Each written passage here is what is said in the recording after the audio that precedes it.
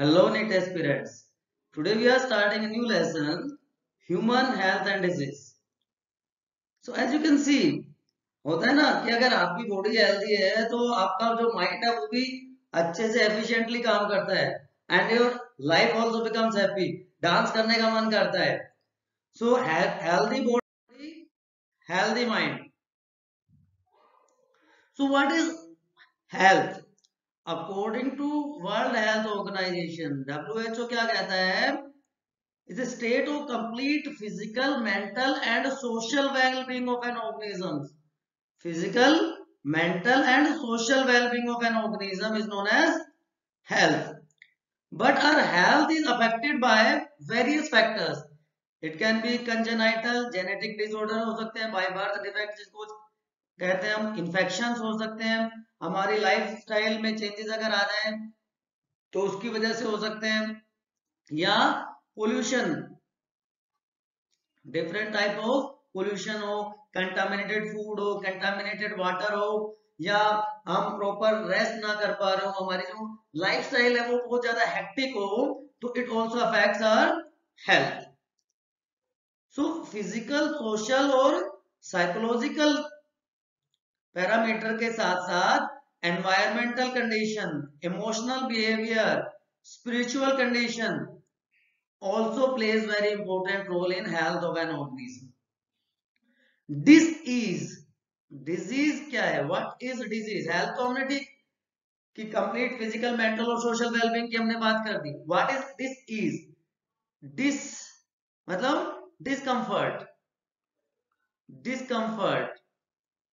Ease means easiness, कि हमारे जो day to day life activities है उनको करने में अगर डिस्कंफर्ट है, इजीली हम परफॉर्म नहीं कर पा रहे हैं, that state of body is known as disease.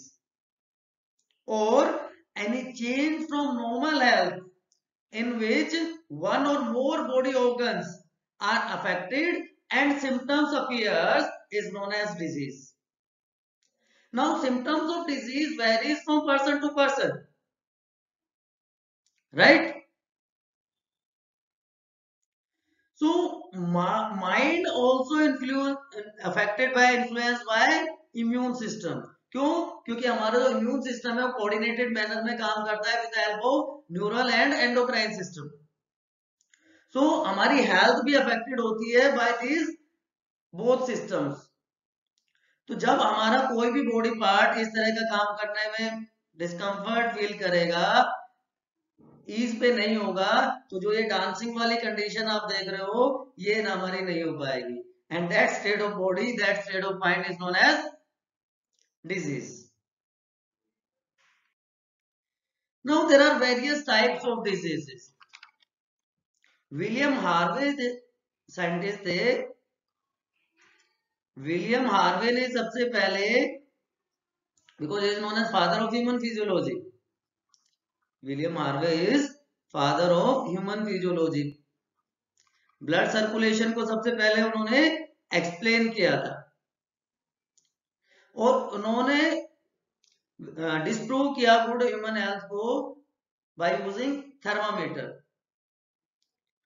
उन्होंने डेमोन्स्ट्रेट किया कि जो नॉर्मल बॉडी का टेम्परेचर है वो अफेक्ट होता है, चेंज होता है when the person is suffered from black bile. Black bile disease से जब भी कोई पर्सन अफेक्ट होता है तो उसको उसकी बॉडी का जो टेम्परेचर है वो वेरी करता है as compare to normal body temperature. So उन्होंने कहा it occurs, it happens due to pathogen, due to entry of pathogen. So what is pathogen exactly? Any biological agent which causes disease. Any biological agent which causes disease is known as pathogen. ये bacteria भी हो सकता है, it can be virus, it can be parasitic protozoan, it can be in the form of worms, fungi. Any biological agent can act as pathogen. All parasites are pathogen. आप ये याद रखें, all parasites are pathogens. जितने भी parasites हैं वो सारे के सारे पैथोजेनिक होते हैं।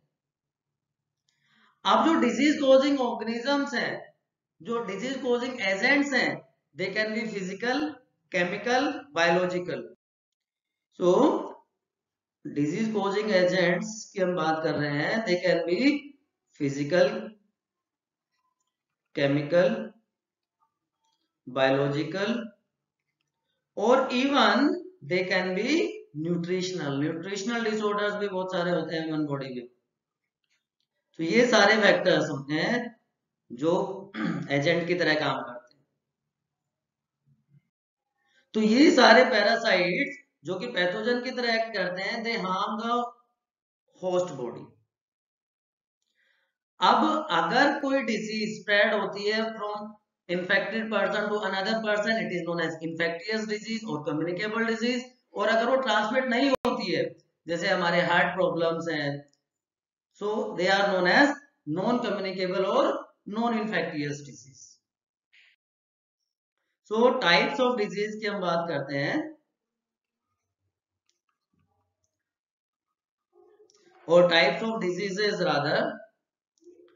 सो एक हो गया congenital disease,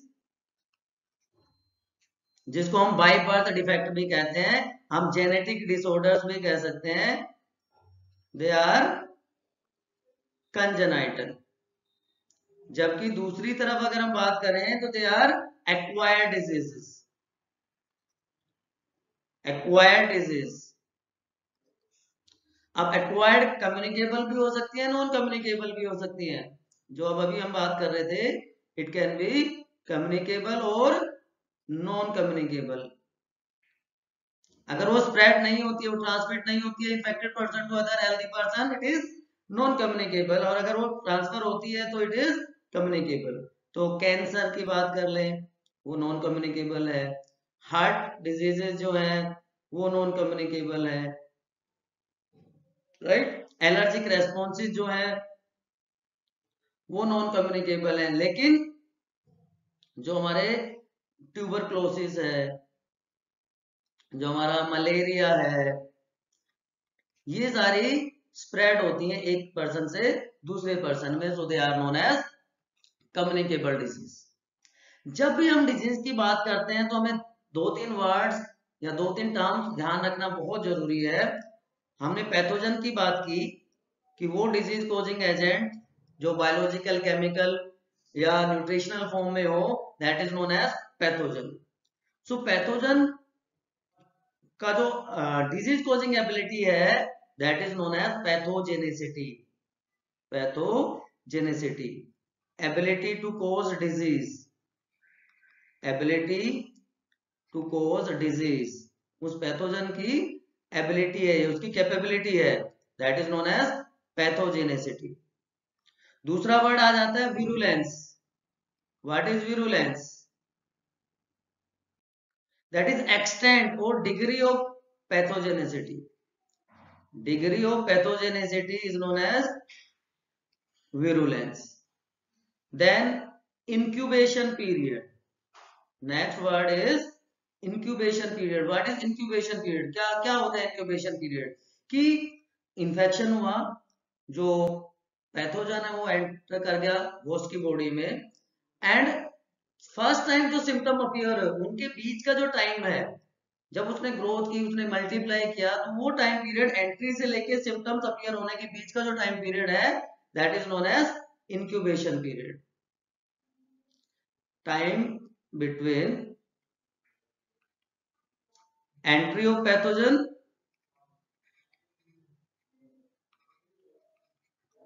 and appearance of symptom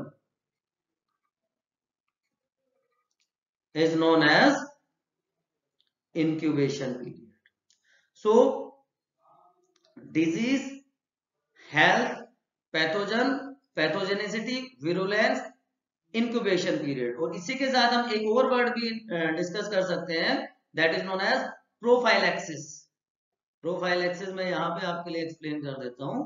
prophylaxis, क्योंकि जब हम बहुत सारी डिजीज अलग टाइप की पढ़ेंगे तो इन्हीं हेडिंग्स के थ्रू पढ़ेंगे, इन्हीं हेडिंग से अंडर पढ़ेंगे। Prevention of disease, Prevention of disease is known as prophylaxis. It can be in the form of vaccination or immunization. So vaccination is prophylaxis and cure is treatment. Last step is cure, that is treatment. किसी भी disorder का, disease का जो treatment हम करते हैं, that is known as cure. So under these 4-5 headings we study different types of diseases. तो क्या क्या हेडिंग होगी? सबसे पहले हमने बात की what is health, physical, social and psychological wellbeing, then disease, जब डिस्कम्फर्ट हो, हमारे बॉडी के फंक्शन प्रॉपरली काम ना करें, पैथोजन, वो कॉजेटिव ऑर्गेनिज्म है, पैथोजेनेसिटी की हमने बात की, उसका एक्सटेंट है, that is known as virulence, incubation period की एंट्री से लेके जो सिम्टम्स अपीयर हुए उनके बीच का जो टाइम पीरियड है, that is known as incubation period, then prophylaxis and cure. These are various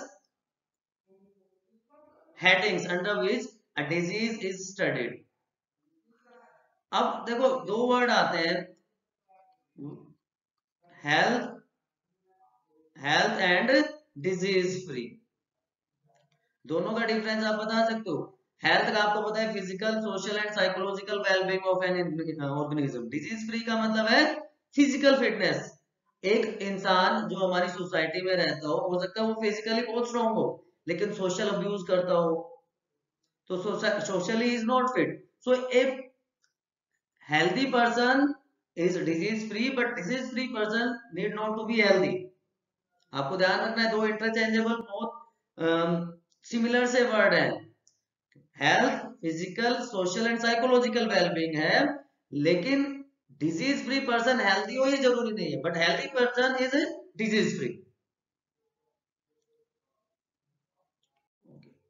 now older times में हिपोक्रेट्स और इंडियन आयुर्वेदा सिस्टम में गुड ह्यूमर हाइपोथेसिस दिया गया है.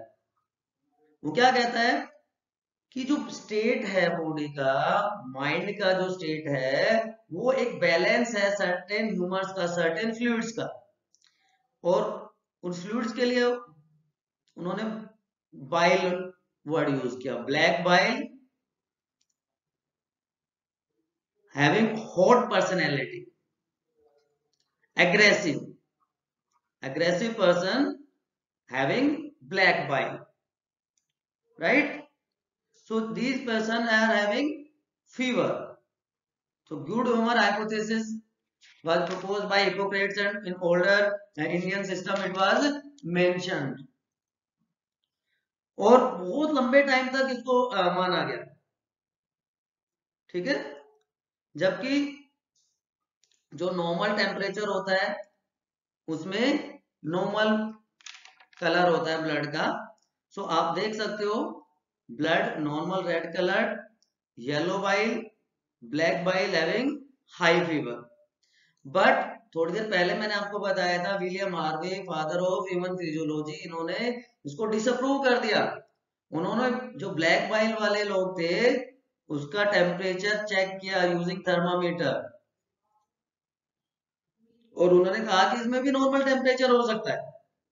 So this good humor hypothesis was disapproved by William Harvey.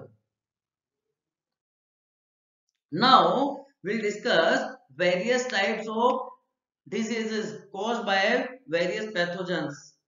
So we are starting today with protozoan disease. और proton disease में जब सबसे पहली बात करते हैं तो पहली डिजीज है malaria.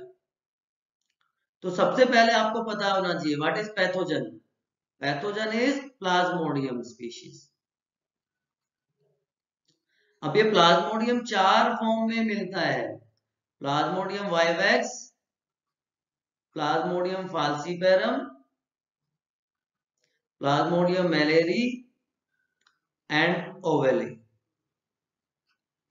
These are 4 species which causes different types of malaria. Primary host are human beings. Primary host of malaria is human being. Primary host, humans. Secondary host, female anopheles, mosquito. Female anopheles. अब आप ये याद रखें, primary host वो होता है जहां पे ये सेक्सुअली रिप्रोड्यूस करता है. तो जो प्राइमरी होस्ट है ह्यूमन बीइंग है, ह्यूमन बीइंग्स में लीवर सेल में और आरबीसीज में ये एसेक्सुअली मल्टीप्लाई करता है, एसेक्सुअली रिप्रोड्यूस करता है. और सेकेंडरी होस्ट वो जिसमें सेक्सुअल रिप्रोडक्शन होता है, गैमेट्स का फॉर्मेशन होता है, फ्यूजन होता है गैमेट्स का, that is secondary host. Symptoms की बात करें, सिम्टम्स हेमोजोइन टॉक्सिन रिलीज होता है which causes chill and high fever. वो फीवर रिकर करता है 24 आवर्स में, 48 आवर्स में, 36 आवर्स में. तो उसके बेस पे अलग अलग टाइप का मलेरिया है, tertian malaria, quaternary malaria, that will discuss. So अभी तक 3 बातें आपको ध्यान रखनी है. प्लाज्मोडियम पॉजिटिव ऑर्गेनिज्म है, 4 फॉर्म में मिलता है, vivax, falciparum, malaria and ovale. Primary host are human being जहां पे एसेक्सुअली लीवर और आरबीसीज में वो रिप्रोड्यूस करते हैं.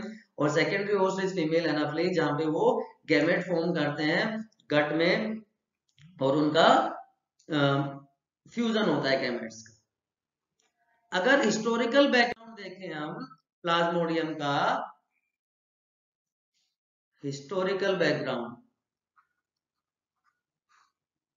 या हिस्ट्री अगर हम स्टडी करें तो बहुत पुरानी है हिस्ट्री मलेरिया की, प्लाज्मोडियम की.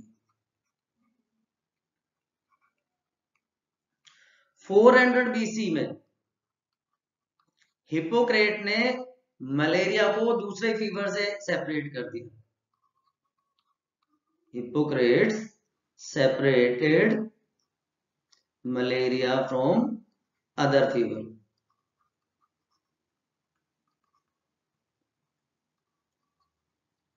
तो आप देख सकते हो कितना पुराना इसका हिस्टोरिकल बैकग्राउंड है. 1820 केवेंटू साइंटिस्ट हुए, उन्होंने क्विनेन आइसोलेट की from bark of cinchona tree. Isolated quinine from bark of cinchona tree जो मलेरिया की ट्रीटमेंट में काम आती है.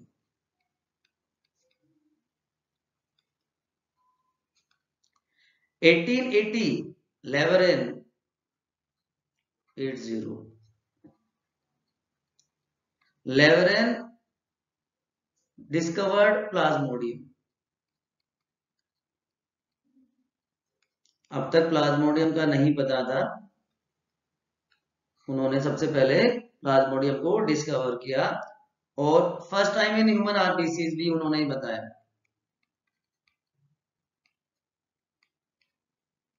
Human RBCs, right. 1891 रोनाल्ड रोस ब्रिटिश डॉक्टर थे जो इंडिया में काम कर रहे थे उस टाइम पे. उन्होंने मॉस्किटो और मलेरिया के बीच का जो रिलेशनशिप था सबसे पहले वो फाइंड आउट किया. Relationship between malaria and fever, उसके बारे में बताया. और उन्होंने ही सबसे पहले बताया कि female Anopheles is carrier of malaria. Female Anopheles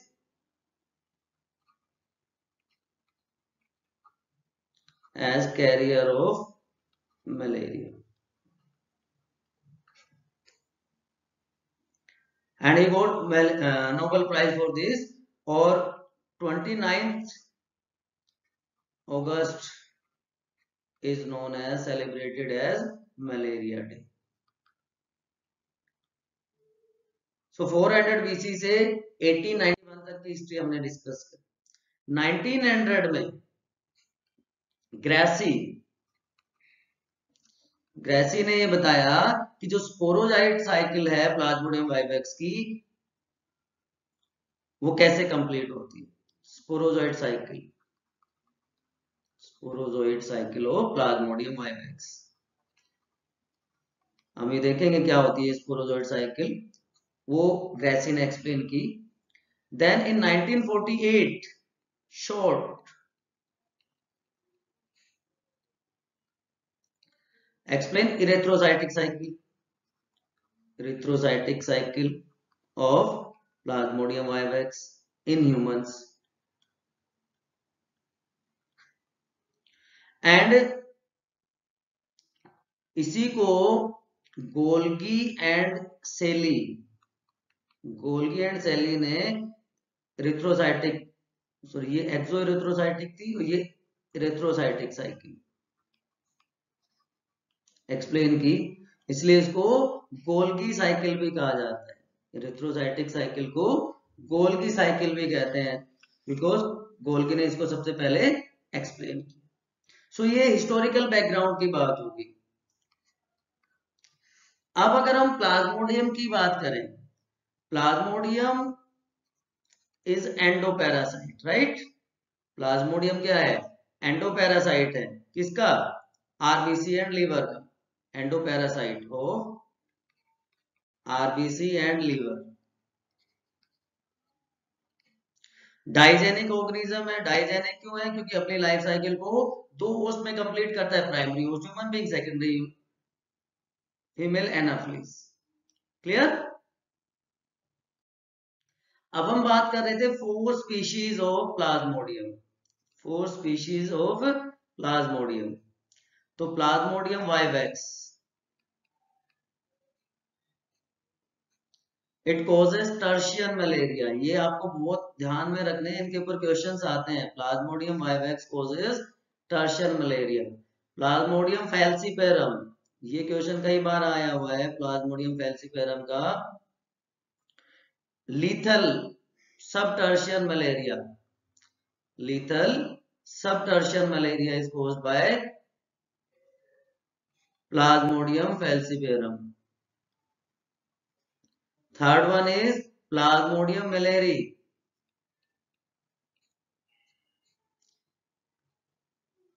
It causes quartan malaria.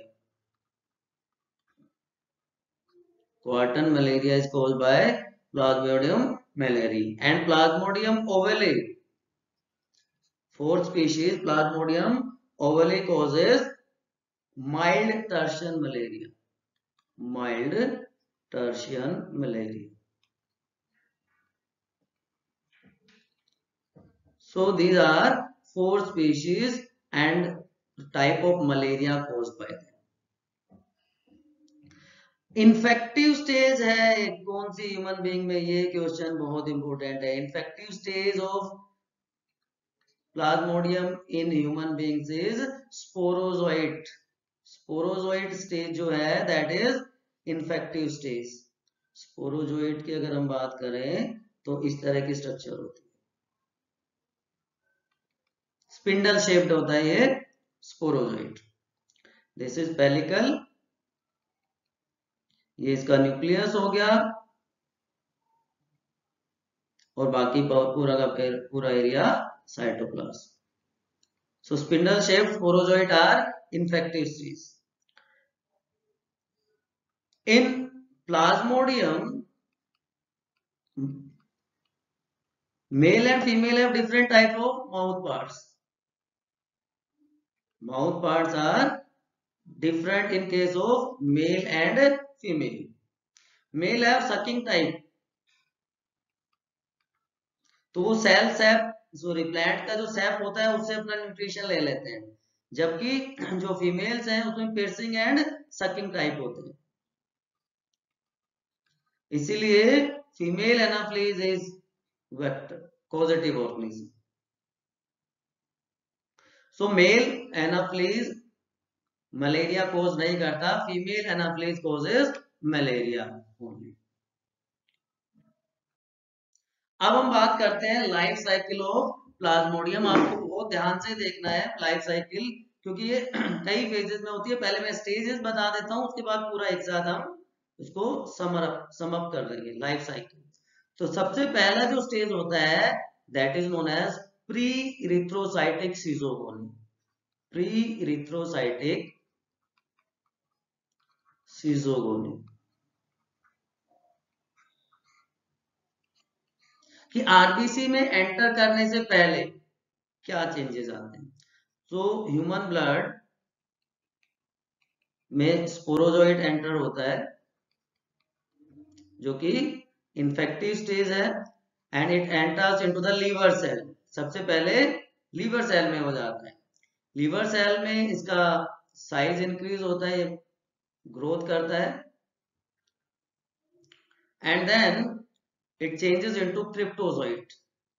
और किस में चेंज हो जाता है, क्रिप्टोजोइट। तो साइज इंक्रीज हुआ स्पोरोजोइट का and sporozoite change into cryptozoite. Cryptozoite undergoes division. अब ये डिवाइड करेगा क्योंकि यहाँ पे तो ये सेक्सुअल रिप्रोडक्शन होना है ह्यूमन बॉडी में, तो एंड इट चेंजेस इनटू क्रिप्टोमेरोजोइट। क्रिप्टोमेरोजोइट।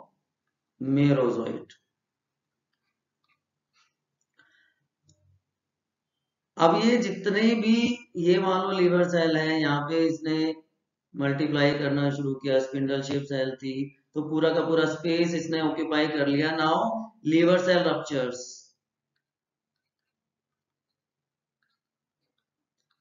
क्योंकि अब उसमें स्पेस नहीं बचा तो लीवर सेल रप्चर कर जाती है। और ये लीवर सिनोसोइड्स में जो थे क्रिप्टोमेरोजोइड्स, ये वहां से बाहर निकल जाते हैं and changes into metacryptozoites and now they are known as मेटाक्रिप्टोजोइड्स।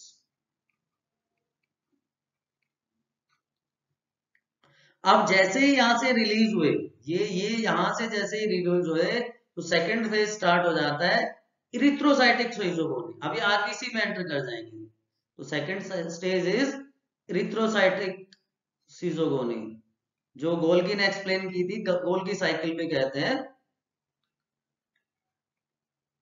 Erythrocytic schizogony. Now they also undergoes division.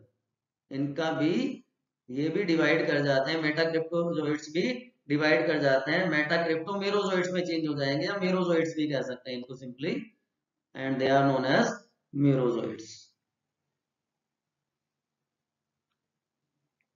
मेरोजोइड्स में कन्वर्ट हो गए and they enters into RBC, या अब ये आरबीसी में एंटर हो जाएंगे। तो कुछ लोग इसको एक्सोइरिथ्रोसाइटिक कहते हैं क्योंकि पहले ये इनका डिवीजन होता है। मेटाक्रिप्टोजोइड्स की स्टेज को एक्सोइरिथ्रोसाइटिक कहेंगे, देन इरिथ्रोसाइटिक सीजोगोनी। आप यहाँ पे भी इसको भी इरिथ्रोसाइटिक सीजोगोनी कह सकते हो। एंड नाउ दिस आरबीसी में एंटर होने के बाद इनको कहते हैं ट्रोपोजोइड्स। आरबीसी में जब ये एंटर कर जाते हैं sporozoites, then they are known as trophozoites. तो सिंपल है, अब तक आपको समझ आ गया होगा। तो ये सारे के सारे चेंजेस हो रहे हैं ह्यूमन बॉडी में। Sporozoites, cryptozoite, cryptomerozoite, metacryptozoite, merozoite and trophozoite. ये सारे के सारे चेंजेस ह्यूमन लीवर से और आरबीसी के बीच में है, जो pre erythrocytic and erythrocytic schizogony occurs in human beings. Now, in female Anopheles,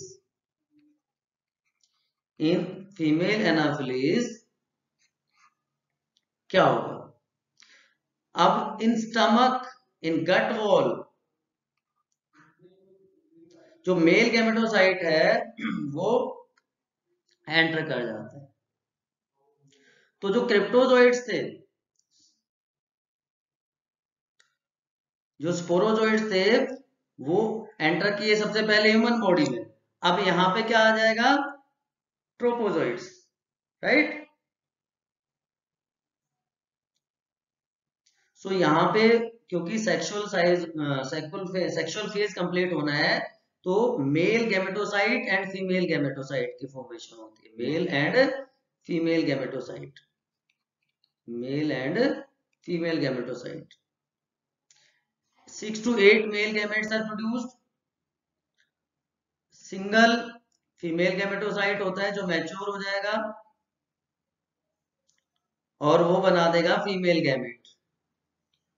gametocyte से फीमेल गैमेट की फॉर्मेशन होगी, यहां से मेल गैमेट्स बन जाएंगे। It leads to fertilisation.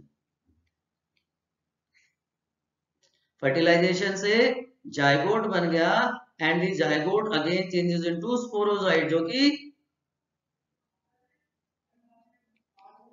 It changes into sporozoite, जो कि इन्फेक्टिव स्टेज है, राइट।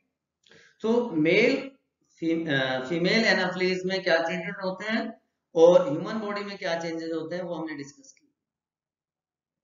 अब दोनों को अगर हम एक साथ समराइज करें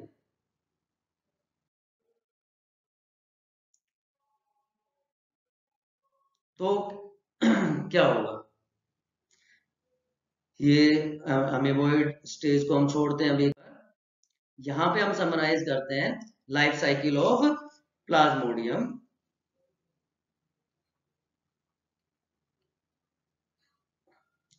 तो सबसे पहले जो सीजोंट है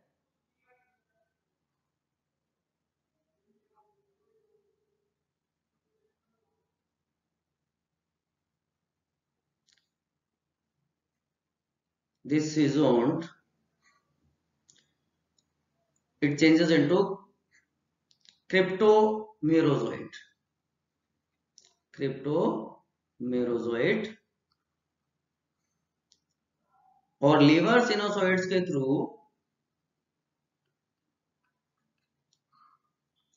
ये कहां एंटर कर जाता है, लीवर सेल में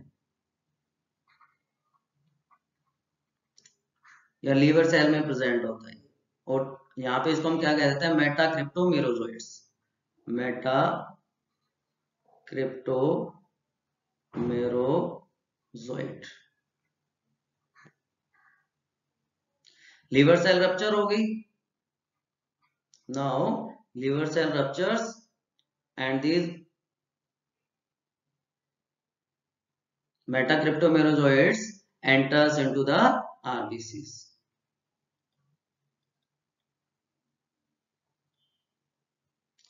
तो ये वाली स्टेज है, ये आरबीसी में एंटर करने से पहले है, तो प्री रिथ्रोसाइटिक सीजोगोनी। प्री रिथ्रोसाइटिक साइजोगोनी या सीजोगोनी है ये वाला पार्ट। अब क्योंकि यहाँ पे आरबीसी का रोल आ गया है तो ये वाला पार्ट क्या हो जाएगा, इरिथ्रोसाइटिक साइजोगोनी। इरिथ्रोसाइटिक सीजोगोनी। अब क्या होगा, अब यहाँ पे आरबीसी में एंटर करने के बाद इसमें कई सारे चेंजेस आएंगे, कई सारी स्टेजेस आती हैं। तो सबसे पहली स्टेज तो ट्रोपोजोइट तक की हमने बात की थी। ट्रोपोजोइट अगली स्टेज में चेंज हो जाता है, इसको सिग्नेट रिंग स्टेज कहते हैं। यहाँ पे वैक्यूल अपीयर हो जाता है। तो this is first stage trophozoite, this is signet ring stage. Second stage it changes into next one, that is amoeboid stage.